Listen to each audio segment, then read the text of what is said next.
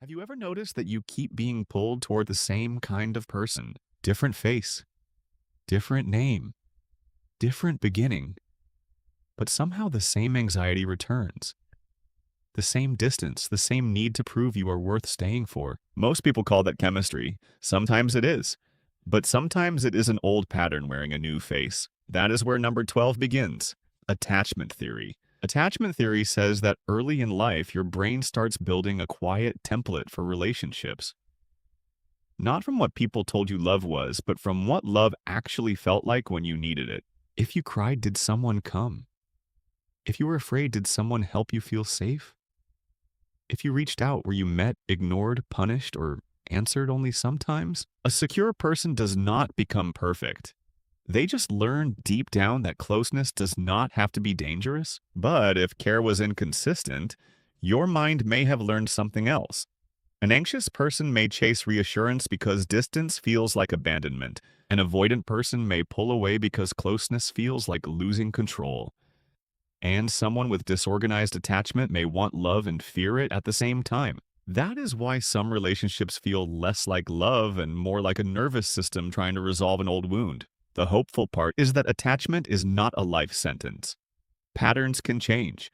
Stable relationships, therapy, self-awareness, and repeated emotional safety can slowly teach the brain a new expectation. But you cannot change a pattern you keep calling a coincidence. Number 11, cognitive dissonance. Think about a relationship you stayed in too long. There were signs, not tiny signs, big ones. The kind your friends noticed. The kind you noticed too, even if you immediately explain them away. They are just stressed. Nobody is perfect. We have history. It is not always this bad. The strange thing is, those explanations can sound reasonable while still protecting you from the truth. Cognitive dissonance is the discomfort you feel when your actions and your beliefs do not match. You believe you are someone who makes good choices, but you are staying in something that is clearly hurting you. That mismatch creates pressure, and the brain wants to reduce that pressure as quickly as possible. But instead of changing the behavior, it often changes the story. It says, maybe this is not that bad. Maybe I am being too sensitive. Maybe leaving would be dramatic. Maybe everyone else just does not understand. This happens with bad purchases, wrong career paths, toxic friendships, political beliefs, old goals, and relationships that have already ended emotionally before they end officially. The hardest part is not admitting the situation was wrong. The hardest part is admitting that the version of you who chose it did not know what they know now. That is why people defend things that are already costing them. They are not only protecting the choice, they are protecting their identity. Number 10, prospect theory and loss aversion. Imagine you were shopping online. You see a jacket at full price and ignore it. Then 10 minutes later, you see the same jacket with the old price crossed out and a discount in bright red. Suddenly, it feels different. Now, it feels like an opportunity. You were not planning to buy a jacket. But now, not buying it feels like losing something. That is loss aversion. Prospect theory shows that human beings do not respond to gains and losses equally. Losing something usually hurts more than gaining the same thing feels good. $100 found feels nice. $100 lost feels personal. This is why people hold on to bad investments too long. Selling makes the loss real. As long as they do nothing, there is still a story where it turns around. The same thing happens in relationships. Sometimes people do not stay because they are still in love. They stay because leaving would confirm the loss. The years, the memories, the plans, the version of the future they already imagined. Loss aversion makes the familiar feel safer than the honest. That is the trap. The brain would rather keep paying a quiet emotional cost than face one clean moment of confirmed loss. And sometimes the most rational thing you can do is accept that something is already gone, even if your mind is still trying to negotiate with it. Number 9, social learning theory. Nobody sat you down and formally taught you what looks cool. Nobody gave you a lecture on which brands signal status, how confident people stand, what kind of clothes make someone seem successful, or how to talk so people think you have your life together. But somehow you learned. You watched, you noticed, you copied. Social learning theory says that a huge amount of human behavior is absorbed through observation. We do not only learn by being rewarded or punished. We learn by watching what seems to work for other people. A child watches how adults handle anger. A teenager watches who gets admired. An employee watches what kind of personality gets promoted. A viewer watches an influencer and slowly starts wanting the life attached to the product, not just the product itself. This is why environment matters more than most people want to admit. The people you watch every day are not just entertaining you. They are training your sense of what is normal, attractive, possible, embarrassing, desirable, or worth chasing. And this also connects to self-efficacy, your belief that you can actually do something, not fake confidence, not pretending you are ready when you have done no work. Real self-efficacy is grounded confidence. It comes from evidence. When you believe you can do something, you try longer. You recover faster. You approach difficulty differently. But the reverse is also true. If you constantly watch people who make you feel behind, inferior, or powerless, your brain may quietly start copying that belief too. You are not only what you do, you are also shaped by what you keep watching. Number 8, the two-factor theory of emotion. Picture a first date. Maybe it is a horror movie. Maybe it is a rooftop bar. Maybe it is a roller coaster. Your heart is racing, your palms are a little sweaty, your breathing is different, and somewhere in the middle of that physical rush, you look at the person next to you and think, maybe I really like them. Maybe you do. But maybe your body is giving your brain a feeling and your brain is trying to explain it. The two-factor theory of emotion says that emotions are built from two parts: physical arousal and the label your mind gives it. The body reacts first, then the brain looks around and asks, what does this mean? A racing heart in a dark alley becomes fear. A racing heart beside someone attractive might become attraction. A tight chest before a speech becomes anxiety. A tight chest before a competition might become excitement. Same body, different story. This does not mean your feelings are fake. It means feelings are often more interpreted than they seem. The body gives you data, but the mind writes the explanation. That matters because people often treat every feeling as a final truth. I feel rejected, so they must be rejecting me. I feel nervous, so this must be wrong. I feel drawn to this person, so they must be right for me. But a feeling can be real and still be mislabeled. Sometimes emotional maturity begins with a pause between sensation and story. Number 7, learned helplessness. There's a point where a person stops trying.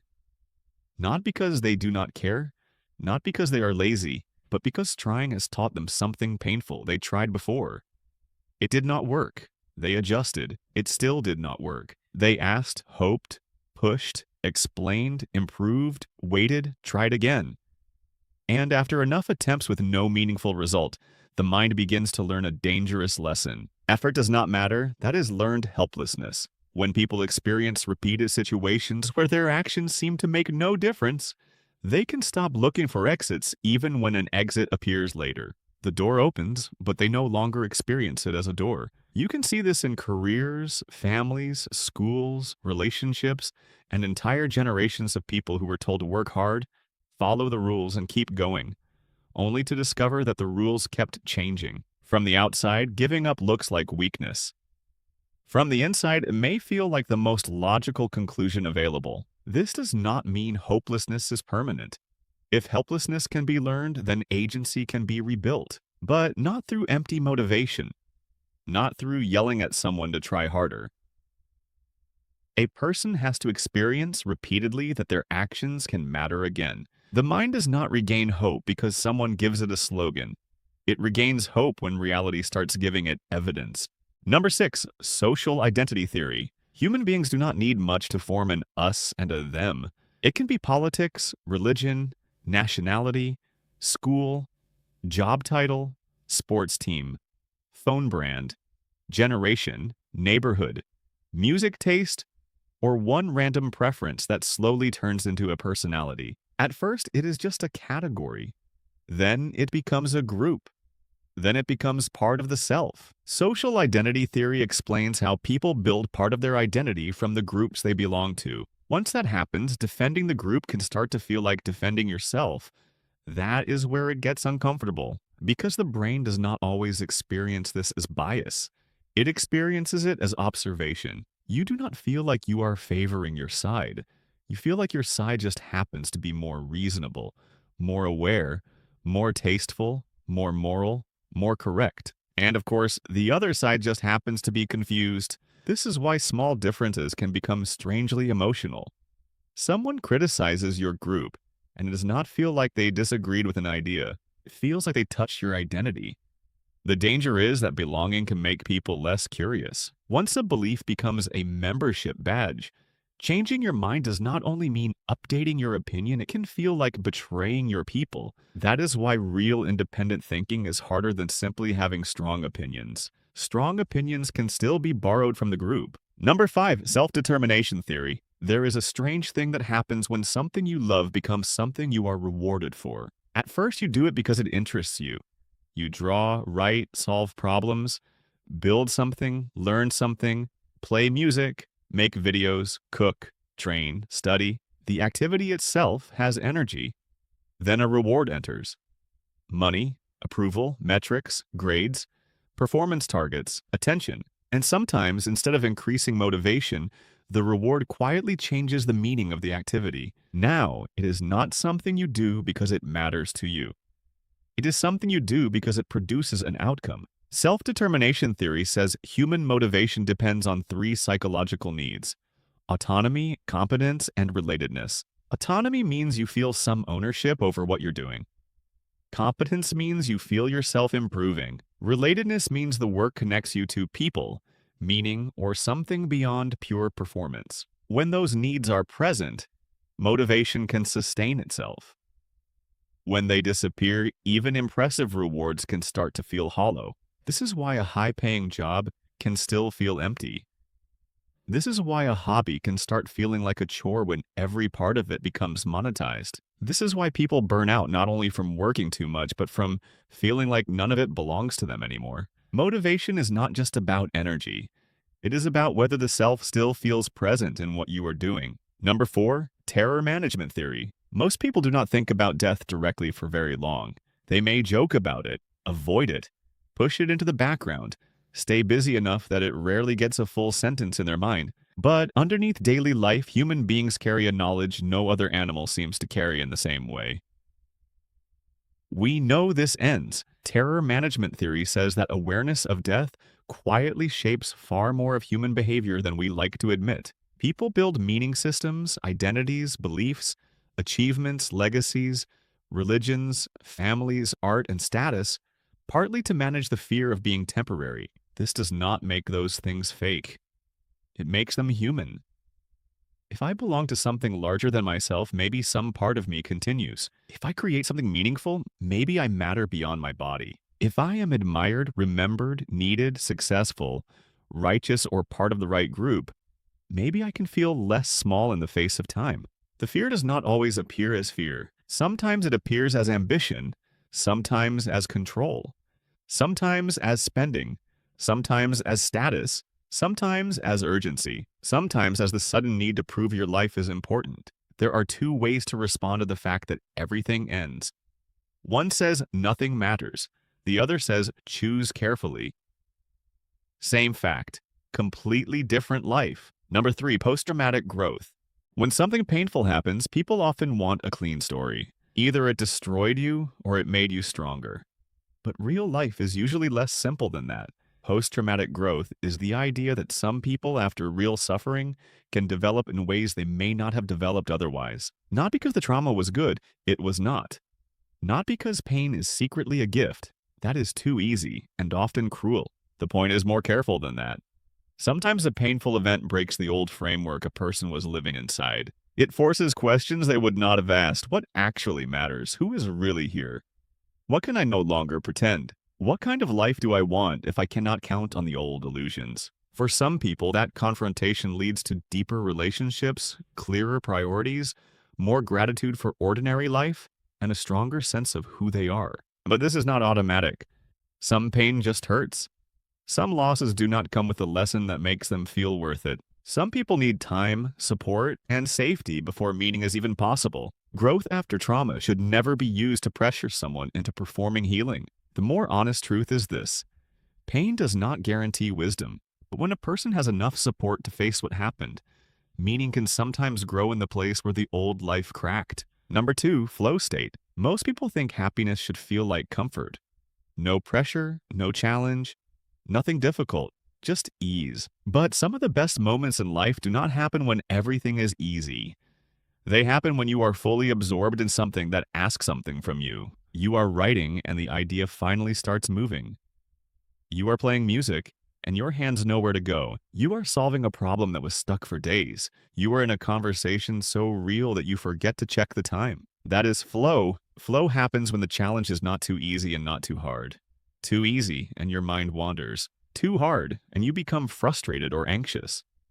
But when the task sits right at the edge of your ability, attention locks in, self-consciousness drops, time changes, the inner commentary gets quieter. For a while, there is no separate you trying to manage the experience. There is just the doing. This matters because many people design their lives around avoiding effort, then wonder why they feel restless. Comfort is important. Rest is necessary. But a life built only around ease can slowly drain the very feeling of aliveness people are chasing. The brain often feels most awake during meaningful struggle, not pointless struggle, not suffering for its own sake, but the kind of challenge that gives your attention somewhere worthy to go. Number one, behaviorism. Before modern psychology became interested in thoughts, emotions, identity, and meaning, behaviorism focused on something simpler. Behavior. What can be observed? What gets rewarded? What gets punished? What gets repeated? Behaviorism says that much of what we do is shaped by conditioning. We learn associations. We repeat what gets reinforced. We avoid what has been connected with pain, embarrassment, rejection, or fear. This may sound basic, but it is everywhere. A child learns not to speak up because speaking up once led to ridicule.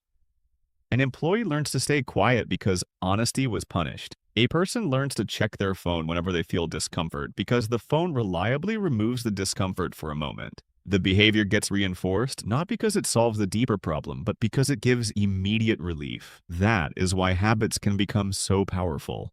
They do not need to make your life better in the long term. They only need to make the next few seconds easier. Modern advertising understands this extremely well. So do apps, platforms, and algorithms. They do not only sell products, they pair products with emotion, belonging, beauty, safety, status, relief, escape. Over time, your preferences can start to feel personal, even when they were shaped by repeated exposure. The uncomfortable lesson is that your environment has been training you for years. Your fears, tastes, reactions, cravings, and habits are not all chosen from a clean, untouched place. Many were installed through repetition, but knowing that does not make you powerless. It gives you a place to begin. Because if behavior can be conditioned, it can also be interrupted. If a response was learned, a different response can be practiced. If your environment helped build the pattern, your environment can also help loosen it. The point is not that you are controlled by everything around you. The point is that you are more shapeable than you think. And that means your life is not only a reflection of who you are, it is also a reflection of what you keep repeating, what you keep watching, what you keep rewarding, what you keep avoiding, and what you are finally willing to look at clearly.